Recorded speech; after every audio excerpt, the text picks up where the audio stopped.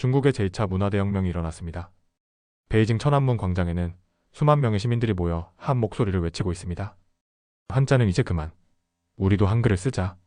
중국 전역에서 한글 도입 시위가 확산되고 있습니다. 그 시작은 단 이틀 만에 중국의 한 언어학자가 문해력을 향상시킨 실험 결과를 발표했기 때문이었습니다. 대만까지도 똑같은 실험 결과가 발표되었습니다. 이제는 보수파와 개혁파 간의 갈등으로까지 비화되고 있는데요. 14억 중국에서 도대체 무슨 일이 벌어진 걸까요? 본격적인 영상 보기 전에 딱 1초만 좋아요와 구독, 그리고 알림 설정까지 꾹 눌러주시면 더 많은 흥미로운 이야기로 찾아뵙겠습니다. 자, 그럼 오늘의 이야기 시작하겠습니다. 안녕하십니까? 제 이름은 린웨이입니다. 베이징 대학교에서 언어학을 가르치고 있습니다. 사람들은 저를 말과 글에 미친 사람이라 부르기도 합니다. 부정할 수 없죠? 저는 평생을 중국어 교육과 문해력 연구에 바쳤습니다. 한자의 조형과 의미, 성조와 문법 구조를 연구하고 가르치며 언어는 문명이다라는 말을 마음 깊이 새기며 살아왔습니다. 하지만 어느 순간부터 그 신념이 흔들리기 시작했습니다. 중국은 세계 유의 경제대국입니다. 세계 최고의 기술, 최첨단 도시, 거대한 무역 규모. 그런데 믿기 어려운 사실이 하나 있습니다. 이 나라에는 아직도 2억 명이 넘는 문맹자가 존재합니다. 처음에는 통계가 잘못된 줄 알았습니다. 하지만 직접 현장을 찾아가 본 순간 그 수치는 저에게 생생한 얼굴로 다가왔습니다.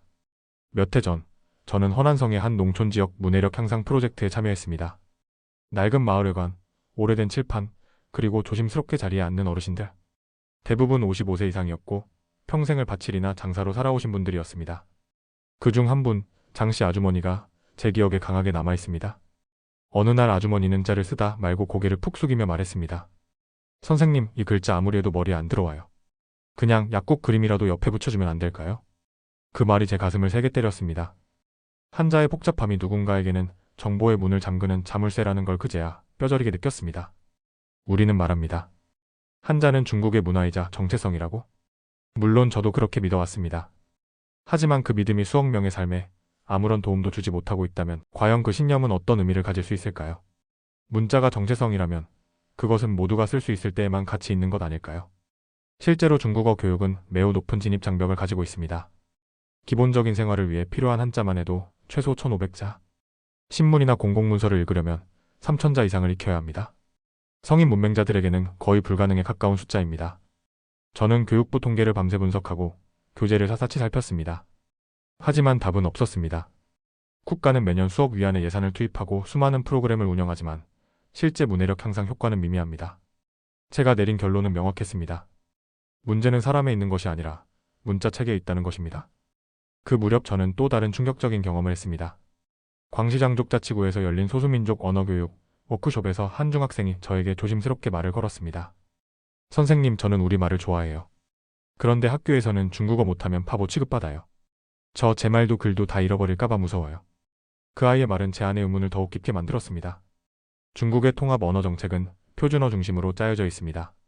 하지만 그 안에서 수많은 이들이 자신만의 언어 정체성과 기본 문해력 사이에서 갈등하고 있었습니다. 언어는 소통의 도구이기도 하지만 존재를 증명하는 수단이기도 합니다.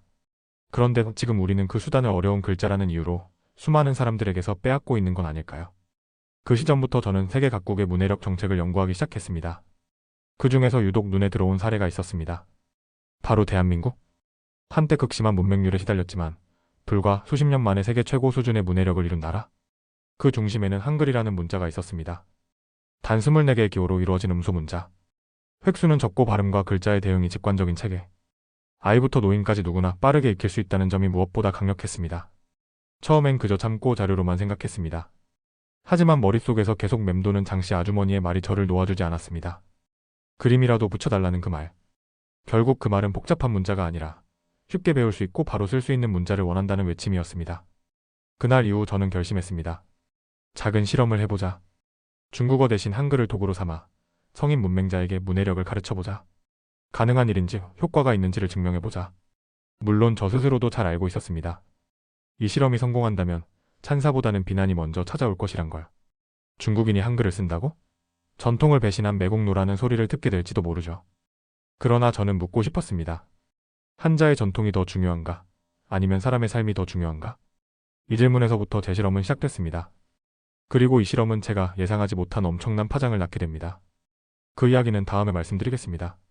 서윤 교수님의 메일은 생각보다 조용하게, 그러나 강한 파장을 안고 제 책상 위에 도착했습니다.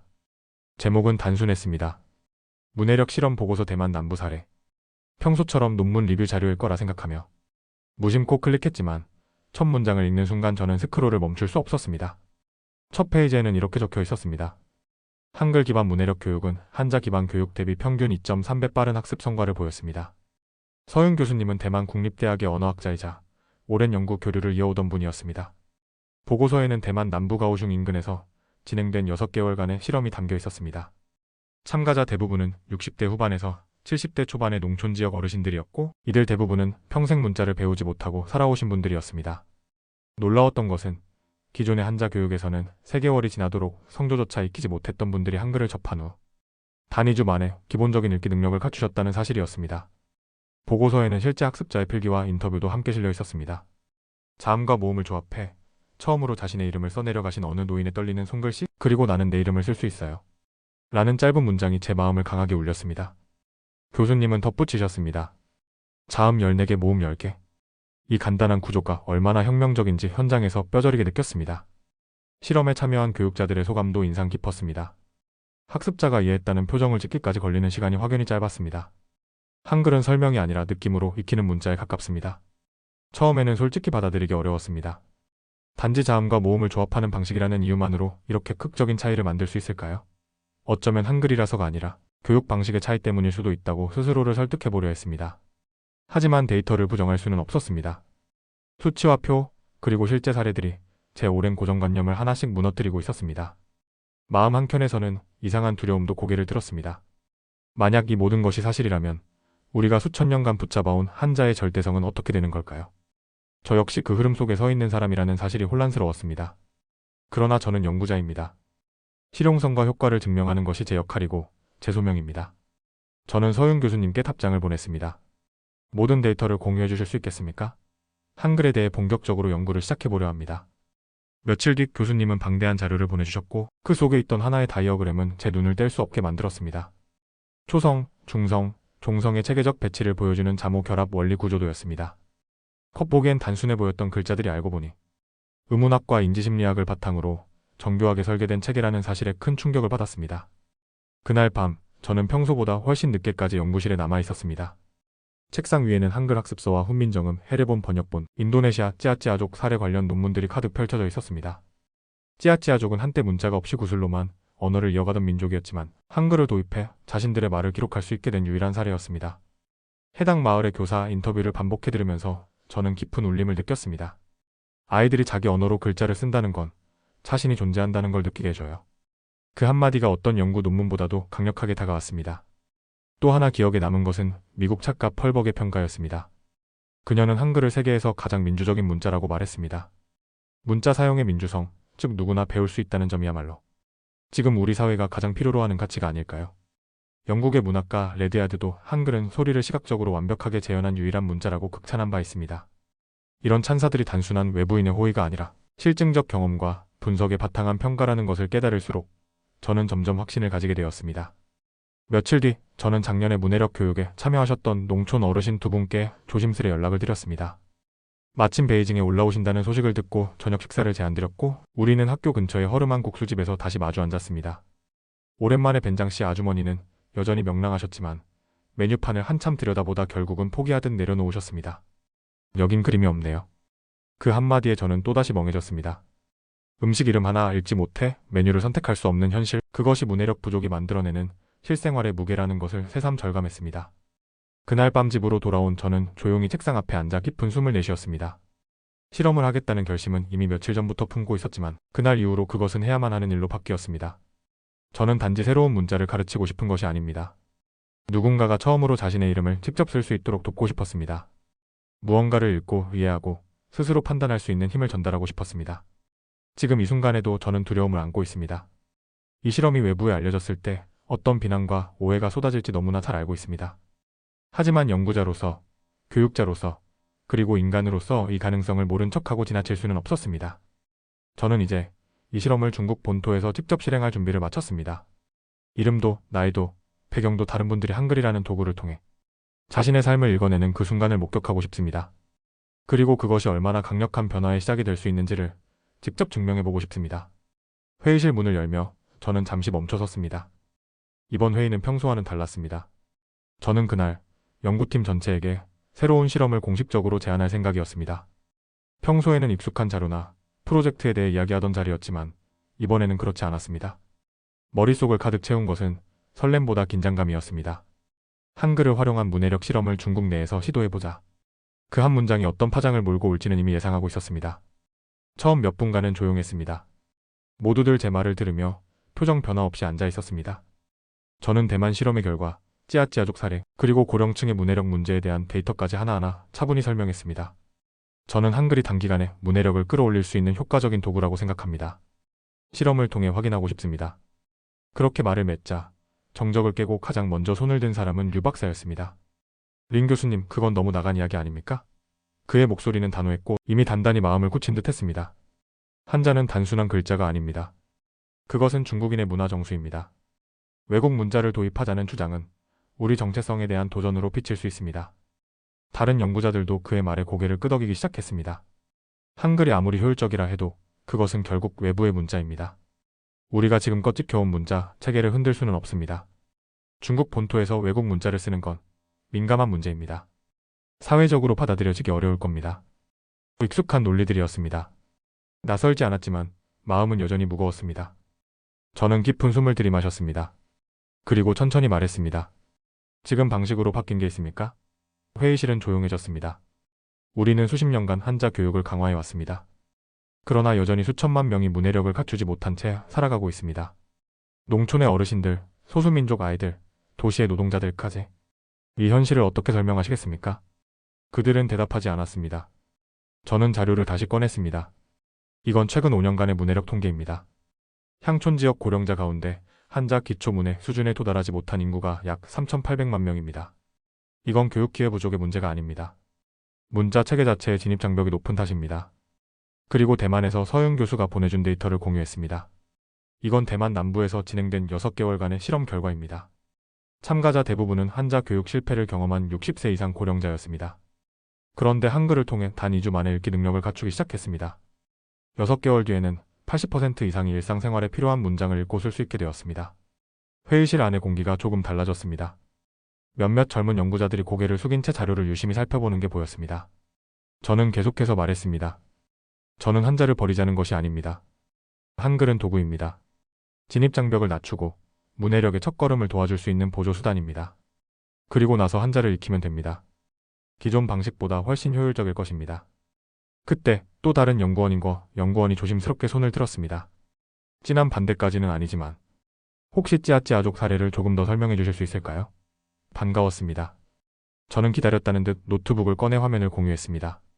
인도네시아 찌아찌아족은 고유 언어는 있었지만 문자가 없던 민족이었습니다. 그러나 2009년부터 한글을 문자로 채택해 교과서를 만들고 교육과정을 운영했습니다. 단 1년 만에 10대 학생들의 문해력이 70% 이상 향상됐다는 연구 결과가 있습니다.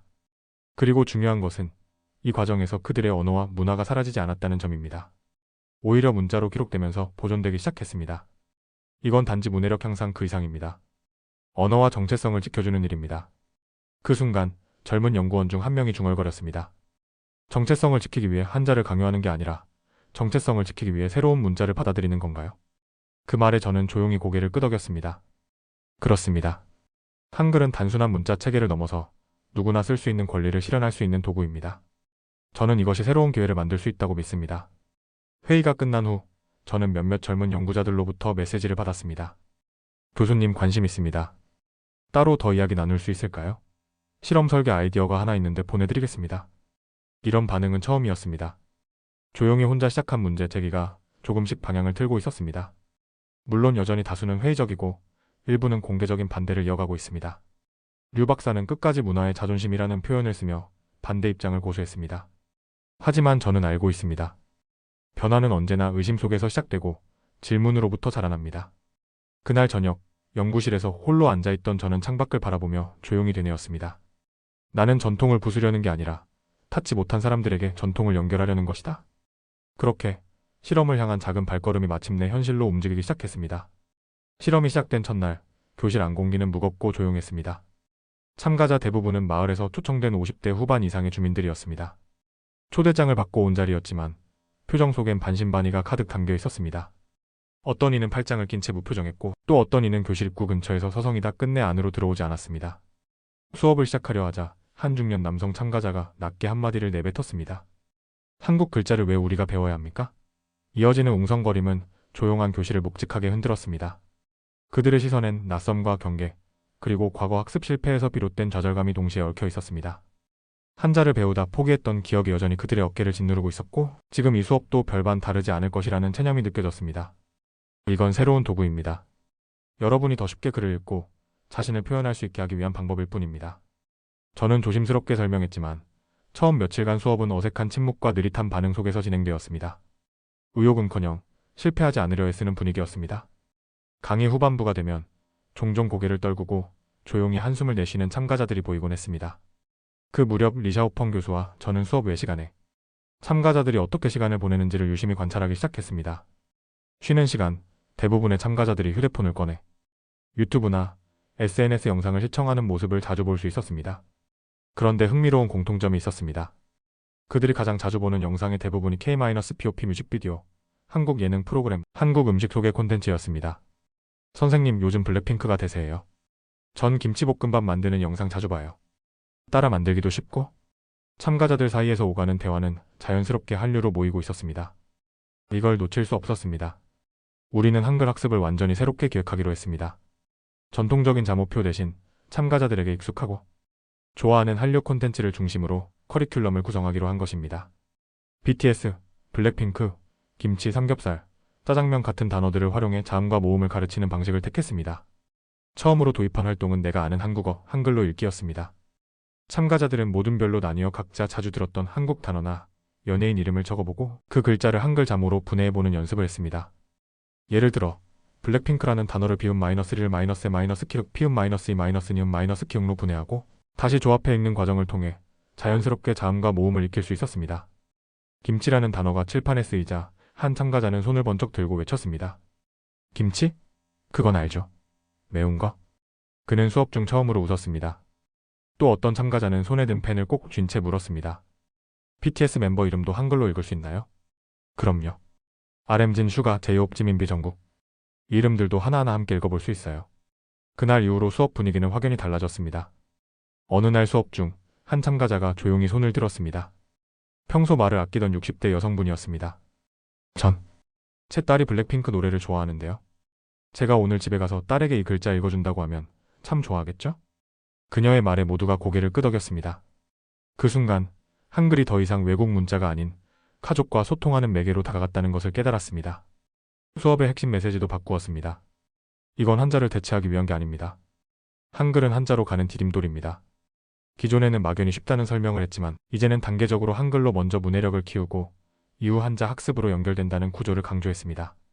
참가자들은 처음보다 훨씬 열린 태도로 수업에 임했고 자음과 모음을 조합해 문장을 만들기 시작하면서 자신감도 함께 자라났습니다. 이러한 변화는 수업 외 공간에서도 감지됐습니다. 쉬는 시간마다 참가자들은 자신이 쓴 단어를 서로 보여주며 이건 김치야, 이건 삼겹살이래라고 말했습니다. 어떤 참가자는 심지어 아침 일찍 와서 칠판에 정국이라는 이름을 써놓고 혼자 연습하며 뿌듯해하기도 했습니다. 우리가 상상도 못한 방식으로 흥미가 학습 동기가 되어가고 있었던 것입니다. 물론 모든 참가자가 즉시 긍정적으로 반응한 것은 아니었습니다. 일부는 여전히 한글이라는 문자의 거리감을 느꼈고 정치적인 이유로 걱정을 표하는 경우도 있었습니다. 하지만 점차적으로 자신이 아는 단어를 읽을 수 있다는 경험이 쌓이면서 그 거부감은 분명하게 줄어들고 있었습니다. 저는 이 실험을 통해 확신하게 되었습니다. 언어 학습에서 가장 강력한 동기는 의무가 아니라 흥미라는 것. 그리고 그 흥미는 어디에나 존재할 수 있다는 것. 참가자들이 K-POP를 보며 웃고 김치라는 단어를 쓸 수 있게 되었을 때 그들은 이미 배움의 첫걸음을 내디딘 것이었습니다. 이제 실험은 단순한 문자 교육을 넘어 문화와 정체성, 소통의 새로운 장으로 이어지고 있었습니다. 그리고 그것은 곧 중국 사회 안에서 작은 혁신의 물결이 되어 퍼지기 시작하려는 순간이었습니다. 실험이 본격적으로 시작되고 나서 단 며칠 만에 우리는 예상하지 못한 속도로 변화가 일어나고 있음을 실감하게 되었습니다. 가장 먼저 눈에 띈 것은 학습 속도였습니다. 참가자들은 평균적으로 이틀 만에 자음과 모음을 익혔고 일부는 단 하루 만에 기억, 미음 같은 기본 자모를 익혀 자신의 이름을 써보려 노력했습니다. 무엇보다 놀라웠던 것은 2주가 채 되지 않아 참가자 대부분이 간단한 단어와 짧은 문장을 읽을 수 있게 되었다는 점입니다. 특히 그 57세의 왕씨 아주머니는 실험 일주일 만에 이건 김치예요. 저는 릴이에요. 라는 문장을 스스로 읽고 써내려갔습니다. 그녀는 글자를 쓸 때마다 입술을 따라 움직이며 소리를 냈고 이건 발음대로 읽을 수 있어서 너무 좋아요. 라고 말했습니다. 그 말을 들은 다른 참가자들도 고개를 끄덕이며 어릴 적 한자 배울 땐 외우는 게 너무 어려웠는데 이건 듣고 바로 써보게 된다며 기쁜 표정을 지었습니다. 또 한 가지 흥미로운 현상은 한글 학습이 중국어 성조 인식에도 긍정적인 영향을 주었다는 점이었습니다. 기존의 성조 구분에 어려움을 겪던 참가자들이 자음을 정확히 발음하고 음절 단위로 소리를 구분하는 훈련을 거치면서 중국어의 미세한 발음 차이에도 점점 민감해지기 시작했습니다. 이는 음소 중심의 학습 방식이 음운 감각 자체를 자극한다는 것을 보여주는 사례였습니다. 리샤오펑 교수는 이에 대해 한글 학습이 단지 문자 교육을 넘어서 음성 언어 인식 능력을 회복시키는 효과도 있다며 놀라움을 감추지 못했습니다. 가장 감동적인 변화 중 하나는 학습자들의 표정과 태도였습니다. 처음에는 자신을 배우기에 늦은 사람이라며 뒤로 물러나 있던 분들이 조금씩 자리를 앞쪽으로 옮기고 쉬는 시간에도 필기 연습을 반복하며 스스로를 독려하기 시작한 것이었습니다. 특히 62세의 천씨 아저씨는 수업 첫날 나는 문자를 포기한 지 오래다고 말씀하셨지만 한글로 천밍이라는 자신의 이름을 쓰고 난 뒤 주변 사람들에게 자랑처럼 보여주며 이제 내 이름을 내 손으로 쓸 수 있다고 말하셨습니다. 그 모습은 단순한 문해력 향상이 아니라 자존감의 회복이라는 더 큰 의미를 담고 있었습니다. 우리가 주목한 또 하나의 변화는 한자 학습으로의 재진입입니다. 놀랍게도 일부 참가자들은 한글을 통해 기초적인 읽기 능력을 갖춘 후 스스로 다시 한자 학습을 요청하기 시작했습니다. 그 중에서도 류씨 아주머니는 어느 날 수업 후 저를 찾아와 조용히 말했습니다. 선생님, 이제 한자 교재 다시 꺼내도 될까요? 이번엔 자신 있어요. 그녀는 몇 년 전 한자 수업에서 낙오한 경험이 있었지만 한글 학습을 통해 학습에 대한 두려움을 극복한 것이었습니다. 더욱 흥미로웠던 것은 한글 학습 이후 한자 구조를 이해하는 속도 자체가 약 40% 증가했다는 내부 분석 결과였습니다. 학습자들이 자음과 모음의 조합, 원리를 체득한 상태에서 한자를 바라보게 되자 복잡해 보이던 한자도 일정한 구성 원리와 부수 개념을 더 쉽게 파악하게 된 것이었습니다. 기존에는 형태만 따라 외우던 글자가 이제는 구성되는 방식을 이해하며 접근할 수 있게 된 것입니다. 참가자들의 변화는 일상에서도 분명하게 드러났습니다. 어느 날 수업이 끝나고 돌아가려던 68세의 저우 할아버지가 문득 말했습니다. 선생님, 오늘 버스 정류장에서 안내문을 혼자 읽을 수 있었습니다. 이렇게 세상이 다르게 보일 줄은 몰랐습니다. 그 말에 저는 말없이 고개를 끄덕일 수밖에 없었습니다. 문자 하나를 읽을 수 있다는 사실이 누군가에게는 세상과의 단절을 걷어내는 경험이 될 수 있다는 것을 그제야 다시금 깨달았습니다. 이러한 변화는 문자, 체계 자체가 단순한 정보 전달 수단을 넘어서 사고와 정체성, 심지어 세계를 인식하는 방식까지 바꿀 수 있는 힘을 가진다는 사실을 우리에게 증명해 주었습니다. 참가자 중 한 명은 한글은 글자를 배우는 게 아니라 새로운 방식으로 생각하는 걸 배우는 것 같다고 표현했습니다. 처음엔 단지 간단한 읽기 훈련이라 생각했지만 실제로는 학습자들이 스스로 질문하고 조합하고 응용하는 과정을 통해 스스로 학습의 주체가 되어가고 있었던 것입니다. 이제 실험이 중반을 넘어서며 연구팀은 이 모든 과정을 하나의 전환점이라 정의하게 되었습니다. 문자 교육에 있어 효율성만이 아닌 접근성, 자존감 회복, 문화적 수용성까지 포괄하는 새로운 패러다임이 가능하다는 확신을 얻게 된 것입니다. 문자란 단지 글자를 익히는 것이 아니라 자신의 삶을 읽고 표현하는 도구임을 이번 실험이 우리 모두에게 선명하게 보여주고 있었습니다. 그리고 이 흐름은 이제 더 이상 멈출 수 없는 물결처럼 참가자들의 일상 속으로 그리고 우리 교육의 근본을 향한 질문으로 번져가고 있었습니다. 실험이 마무리 국면에 접어들면서 우리는 그동안 축적한 모든 데이터를 정리해 정식 보고서로 작성하기 시작했습니다. 문해력 변화 수치, 참가자의 개인별 학습 그래프, 수업 관찰 기록, 그리고 영상 자료와 인터뷰까지. 실험은 단순한 성공을 넘어서 효과적인 문자 교육의 새로운 모델이라는 결론에 도달해 있었습니다. 리샤오펑 교수와 저는 밤낮 없이 회의를 거듭하며 보고서 초안을 다듬었고 마침내 우리는 교육부에 공식 제출하기로 결정했습니다. 며칠 후 베이징 교육부 산하 문해력 정책위원회로부터 회신이 도착했습니다. 보고서를 검토했고 일부 관계자들이 실험 내용에 큰 관심을 보이고 있다는 문장이 첫 줄에 적혀 있었습니다. 기대와 불안이 동시에 밀려들었습니다. 그토록 많은 반발과 냉소 속에서도 누군가는 이 실험의 가능성을 진지하게 바라보고 있다는 사실에 가슴이 뛰었습니다. 며칠 뒤 교육부 청사회의실에서 관계자들과의 공식 브리핑이 열렸습니다. 개혁적인 입장을 가진 실무자들은 보고서를 손에 든 채 고개를 끄덕이며 질문을 이어갔습니다. 이 방식이 전국적 문해력 정책에 어떤 영향을 줄 수 있을까요? 혹시 청소년 보조교육에도 응용할 수 있을까요? 그들의 태도는 진심이 느껴졌고 그 관심은 희망이었습니다. 하지만 역시 예상했던 바대로 보수 성향의 고위 관료 몇몇은 곧 회의 분위기를 바꾸었습니다. 한글은 외국 문자입니다. 중국의 정체성을 흔드는 방식은 받아들일 수 없습니다. 문화적 혼란을 조장할 우려가 큽니다. 그들의 우려는 단순한 행정적 문제를 넘어 정치적 민감성을 드러내고 있었습니다. 한 명은 노골적으로 말했습니다. 이건 제 문화 침투일 수 있습니다. 국민적 저항이 일어날 겁니다. 회의장 공기가 무거워졌습니다. 저는 다시 한번 천천히 말을 꺼냈습니다. 저희는 중국어를 대체하려는 것이 아닙니다. 단지 문맹을 해결하려는 것입니다. 그 말에 몇몇이 시선을 주었지만 회의실 한쪽에서는 여전히 강한 반대의 기운이 감돌았습니다. 저는 발표 자료를 넘기며 참가자들의 변화 사례를 소개했습니다. 이분은 62세의 천명 씨입니다. 생애 처음으로 자신의 이름을 손으로 써내려간 날, 그는 이렇게 말했습니다. 이제 나는 나를 쓸 수 있습니다. 잠시 정적이 흘렀습니다. 이어서 수치 데이터를 제시했습니다. 참가자의 89%가 2주 이내 읽기 능력을 획득했고 64%가 이후 한자 학습에 자발적으로 도전했습니다. 오히려 한글이 한자 학습의 촉진제가 되었다는 것이 핵심입니다. 회의가 끝난 뒤 몇몇 실무자들이 저를 조용히 불러내 말을 걸었습니다. 저희 지역에서 시범 프로그램으로 운영해 볼 수 있을까요? 그 순간 저는 알 수 있었습니다. 겉으로는 조심스럽게, 그러나 내부적으로는 변화의 씨앗이 조용히 심기고 있다는 것을. 한 달 후 교육부는 조건부로 일부 지역에 소규모 시범 운영을 허가했습니다. 이 결정은 크고 화려한 발표는 아니었지만 우리에게는 새로운 시작의 신호였습니다. 프로젝트 팀은 즉시 실험 대상 지역을 검토하고 지역교육청과의 협업을 준비하기 시작했습니다. 리샤오펑 교수는 실무자들과의 첫 영상회의 후 이렇게 말했습니다. 우린 이제 다음 장을 준비해야 해요. 이건 끝이 아니라 시작이에요.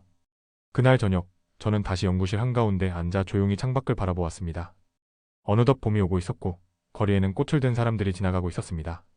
그 모습이 낯설지 않게 느껴졌습니다. 새로운 가능성 앞에 선 지금의 우리와 어딘가 닮아 있었기 때문입니다. 이 연구는 더 이상 단순한 문자, 실험이 아닙니다. 그것은 사람이 세상을 이해하는 방식을 바꾸는 과정이 되었고 기억되지 못했던 사람들의 이야기를 세상에 연결하는 언어가 되었습니다. 글자는 단지 상징이 아니라 삶의 틀을 다시 짜는 도구가 될 수 있다는 것을 우리는 증명해냈습니다. 그리고 저는 믿습니다. 언젠가 더 많은 사람들이 이 실험을 통해 다시 연필을 들고 자신만의 이름을 써내려가게 될 거라고요. 그것이 진짜 변화입니다. 그리고 그 변화는 지금 우리 안에서 시작되고 있습니다.